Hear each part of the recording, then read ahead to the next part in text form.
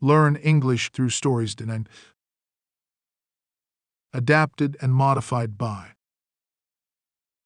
Kulwant Singh Sandhu. Contents: 1. The Lion and the Rabbit.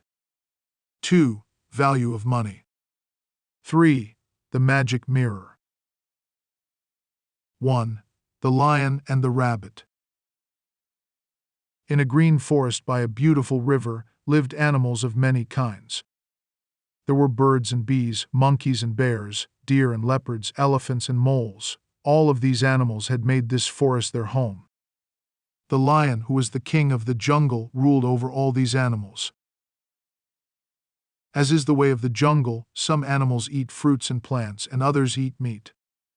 The lion is a meat-eating animal, and he hunted and killed the other animals of the forest to fill his belly. He was much stronger and faster than all the others, and when he was hungry, someone had to die to become his food.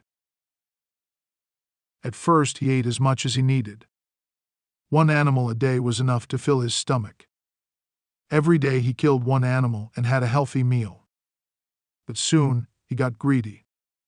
He knew that the others in the forest were slower and weaker than him, and he had no mercy on any of them. He began to kill more and eat more. From 1 kill a day, he was now killing 3 to 4 animals of the forest daily. Deer, monkeys, wild buffalo, no one was safe from his never-ending greed. While he was enjoying killing and eating as many as he wanted, the others that lived in this forest were scared and worried.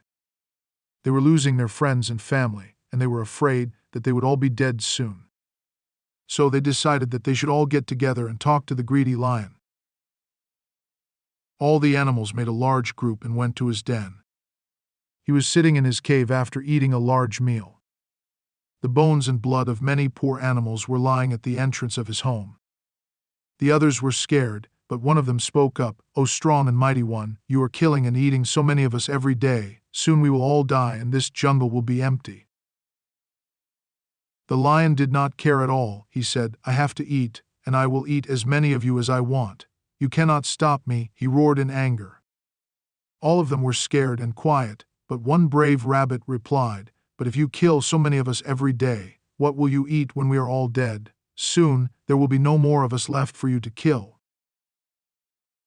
The lion roared in anger, "That cannot happen. You need to come up with a plan, or I will kill all of you right now." The brave little rabbit responded, "One of us can come to you every day. You will not need to hunt anymore, and you will get your food every day." Now this king of the jungle was not only greedy. He ate too much and he had become fat and lazy. Secretly, he was happy with this plan, as he did not want to hunt anymore. So he agreed to the idea. From the next day on, 1 animal came to his den every day. He tore the animal into pieces, ate every last bit, and did nothing but eat and sleep in his cave all day. The others were very sad, but they stuck by the plan. Every day 1 of them was killed and eaten in the most painful way, but there was nothing they could do about it. So every day 1 of them went to die. Many days passed and many animals died, and soon it was the turn of the little rabbit. He was afraid and scared and walked towards his death, very slowly. When he reached the den, he was very late. The lion was starving and very angry by now. He roared, "Who do you think you are? How dare you be so late?" The rabbit was afraid and trembling. He somehow replied, "O great one, I was on my way to you as fast as I could, but on my way I met someone else, much like you, but much stronger, much larger, and much faster. I somehow escaped and came here to you." The lion was very angry. How could there be someone like him? He was the only king. How could anyone dare to steal his food? He roared at the rabbit, "Take me to this daring one, who wants to steal my food, who could be stronger, larger, and faster than me. I am the king of this forest. Take me to whoever this is that you are talking about." He was ready to kill, he was furious, and the rabbit quietly showed him the way. They walked for about an hour until they arrived at a much larger cave. Outside this cave were the bones of many large animals. There were also the pug marks of another lion. But these pug prints in the sand were so much bigger. Even the cave was 3 times the size of his own home. The lion thought to himself, I am facing a bigger and stronger enemy. Look at the bones of the large animals he has been eating. Even his pug marks are so much bigger. He must be gigantic. From inside the cave, there came an enormous roar. The roar scared the greedy lion. The ground was shaking, even as someone seemed to be coming out from the cave. At that moment, the lion knew that he would soon be facing one like himself, but so much bigger and stronger. He knew he had to run away as fast as he could, or he would be torn to pieces and eaten, just like he had done to all the others in this forest. And that's what he did. He tucked his tail between his legs and ran for his life, far, far away, never to be seen again. Once he was out of sight, all the animals of the forest came out of the cave. The rabbit thanked all of them, as they were the ones who had made the scary roaring sound from inside the cave. The mole was praised, as he was the one to dig into the sand and make the giant pug marks.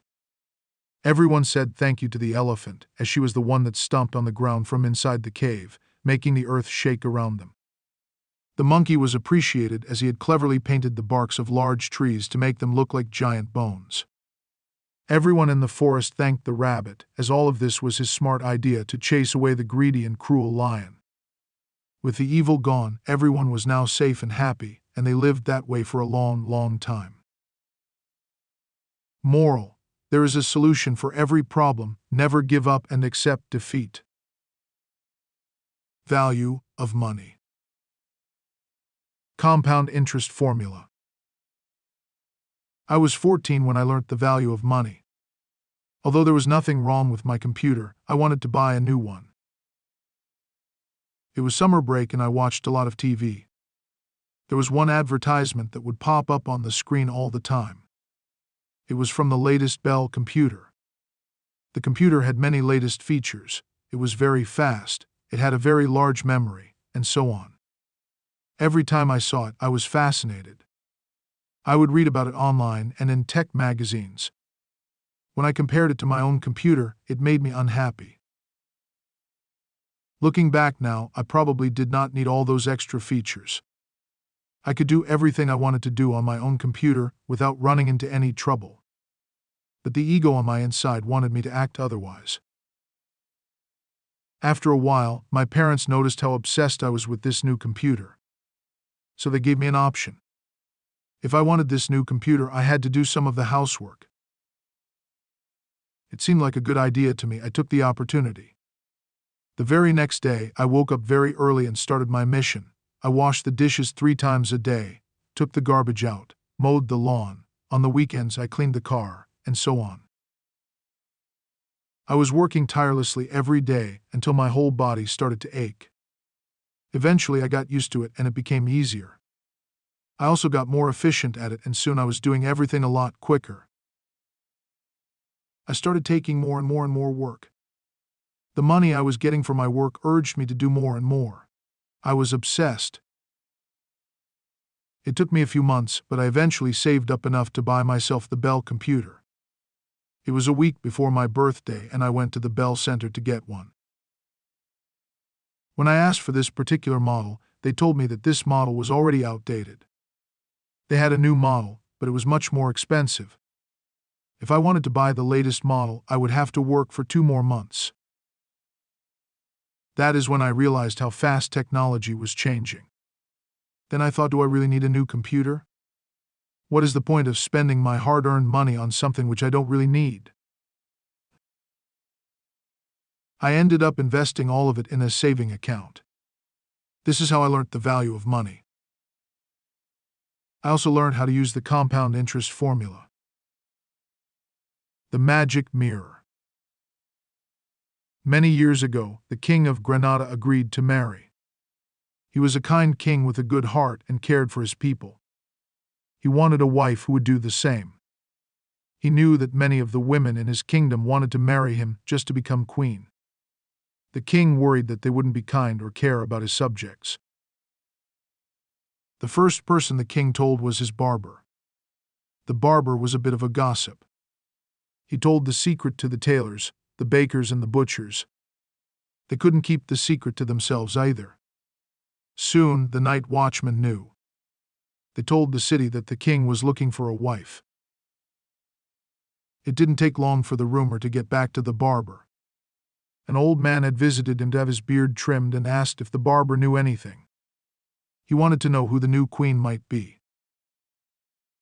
"I've been set the challenge of finding a wife for the king," the barber said.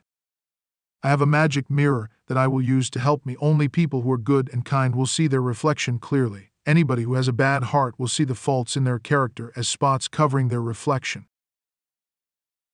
The old man made sure that every woman in the city knew of the rule. No women came forward. Days and weeks went by. The king was no closer to finding a new wife than before. He was a good-looking man and had a kind heart, so it was a surprise that nobody volunteered to look into the mirror. Every day the king would ask his barber if there was anyone ready to marry him. Every day the barber shook his head and said no. It soon became known that a shepherdess was living in the mountains. Many people said that she had the kindest heart and the warmest soul. "But, dear king, would you marry somebody as lowly as a shepherdess?" asked the barber. "I do not care how rich or poor she is. All I care about is if she is kind and caring." The king sent for the shepherdess to come to his palace. Word spread quickly. The shepherdess arrived to find the court filled with people. The king gently approached her and asked if she wanted to be queen. She nodded.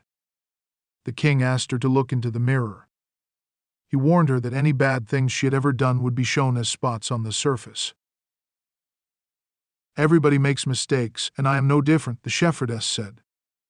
"I have made mistakes with my sheep, but they still let me look after them. Maybe they have forgiven me. I look after them and care for them as though they were my own children." Hearing these words, the king turned to the court and declared that the shepherdess would be his wife.